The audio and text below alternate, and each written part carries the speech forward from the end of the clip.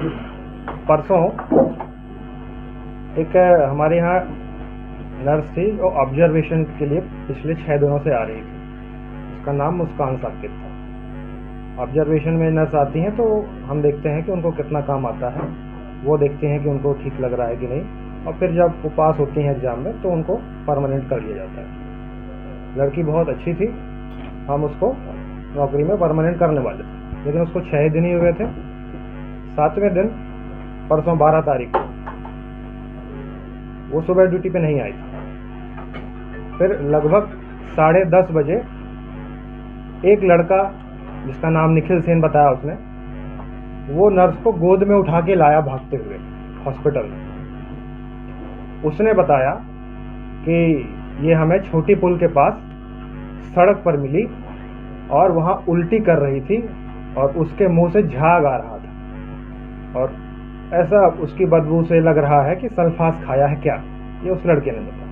मैंने पूछा आप इस कौन है, कैसे जानते? बोला हम परिचित हैं, हमारे मोहल्ले की है, हमसे मिलते रहते इसलिए हम जानते हैं। हम वहाँ से निकल रहे थे, देखा तो ऐसा था, तो हम तुरंत हॉस्पिटल लेके आए। उस समय रोगी की सिचुएशन बहुत ही सीरियस थी।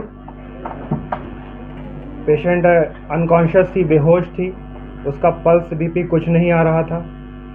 ऐसी सिचुएशन में वो लाई गई। इसका मतलब होता है कि जो जहर था वो पूरे शरीर में फैल चुका था और सारे ऑर्गन्स को वो डिस्टर्ब करने लगा था। ऐसी सिचुएशन में बिना देर किए हर सेकंड कीमती होता है। तुरंत रोगी का इलाज शुरू किया गया।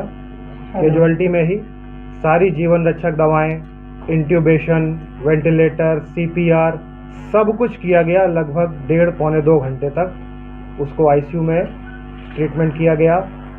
सब ने पूरी कोशिश करी बिना कुछ सोचे कि पुलिस केस हो सकता है या कुछ परेशानी हो सकती है या नहीं बचे तो कुछ समस्या हो सकती है, या जैसे लोग पैसों की बात करते हैं, पैसा कोई है नहीं देगा कौन, कुछ नहीं सोचा गया। सब कुछ इलाज किया गया, सारी दवाइयाँ लगाई गई, लेकिन हमारी बदकिस्मती और उसकी कि हम उसे बचा नहीं पाए क्योंकि ऑलरेडी जहर बहुत फैल चुका था।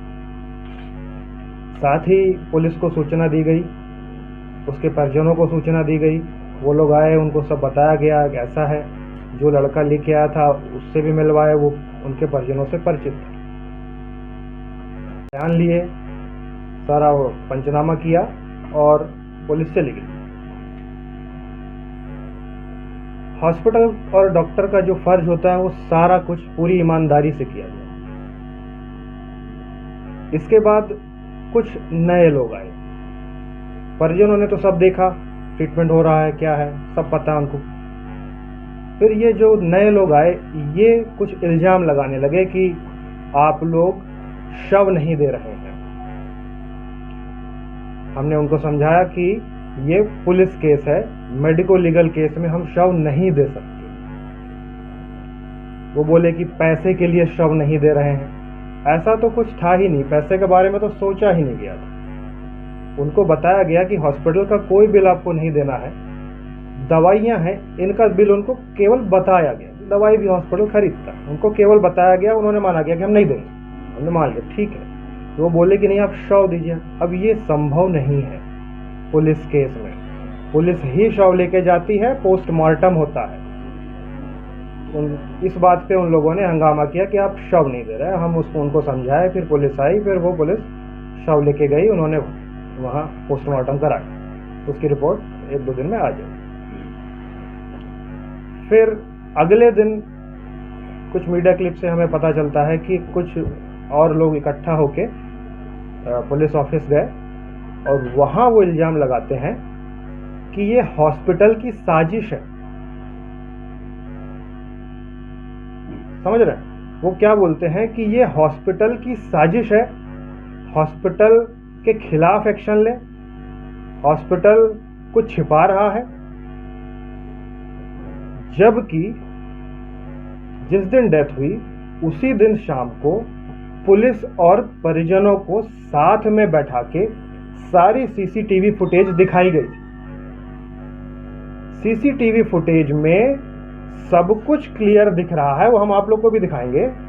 सब कुछ क्लियर दिख रहा है कि कैसे वो लड़का उसको गोद में बेहोश उठा के लाया। लाते ही विदिन सेकंड्स उसका ट्रीटमेंट शुरू हुआ। जो ऐसी इमरजेंसी सिचुएशन में बेस्ट पॉसिबल ट्रीटमेंट होना चाहिए वो सेकंडों में शुरू किया गया। हमारे मेडिसिन के डॉक्टर दिनकर भी वहीं थे। पूरे स्टाफ ने पूरी मेहनत करी, सीपीआर किया, इंट्यूबेशन किया, सब जो हो सकता है। ये सब उन्हें बताने के साथ साथ सीसीटीवी में दिखाया गया, सब दिख रहा है उसमें। उसके बावजूद अगले दिन वो पुलिस में शिकायत करने जाते हैं कि ये हॉस्पिटल की साजिश। ये कैसे? तो ये परिजन नहीं कर रहे हैं, ये कुछ नेता हैं जिनका नाम मुझे नहीं पता, लेकिन वो उस आप लोगों की मीडिया क्लिप में दिख रहे हैं। वो ऐसी बातें कर रहे हैं। बातें क्या होना चाहिए? बातें ये होना चाहिए कि भाई उसने जहर क्यों खाया, या उसे किसी ने जहर खिलाया, कारण क्या था है? मीडिया क्लिप में जो लड़का लाया वो भी बयान दे रहा है। जो मैं बोल रहा हूं वो आपकी क्लिप में है। वो बोल रहा है कि हमको वहां छुट्टी पुल में रोड के किनारे ऐसी सिचुएशन में उल्टी करते मिली, झाग निकल रहा है ना। वो लड़का क्लिप में बोल क्या लगता है किस चीज को लेकर साजिश कर रहा है? क्या कुछ व्यवसायिक दुश्मनी है या किस चीज को लेकर? ये मैं बताता हूँ। पूरी बात तो मुझे नहीं पता, लेकिन उस क्लिप में जो 3-4 लोग दिख रहे हैं, इसमें एक पुरानी घटना भी है। कुछ महीनों पहले एक नर्स और थी जिसको कि ब्रेन हेमरेज हुआ था हॉस्पिटल में, ठीक है, ड्यूटी के दौरान। सुबह की बात है, वो लगभग 12 बजे के आसपास। उसका तुरंत सीटी स्कैन किया गया। वो भी यंग लड़की थी, 21-22 साल की। सीटी स्कैन में उसको ब्रेन हेमरेज। अपन नहीं सोचते कभी कि 21-22 साल में किसी को ब्रेन हेमरेज। उसमें न्यूरो सर्जरी की जरूरत पड़ती है। न्यूरो सर्जन हमारे यहाँ सुबह 12-1 बजे कोई नहीं था। न्यूरो सर्जन हमारे यहाँ हॉस्पिटल में नहीं है। मेडिकल कॉलेज में 6 न्यूरो सर्जन है। हमने परिजनों को समझाया, वो समझे और वो मेडिकल कॉलेज लेके गए क्योंकि उसको अर्जेंट सर्जरी की जरूरत थी। उस केस में भी वही जो 3-4 लोग हैं, जो नेता हैं, उन्होंने बाद में इल्जाम लगाया, लोगों को भड़काया कि हॉस्पिटल ने इलाज नहीं किया।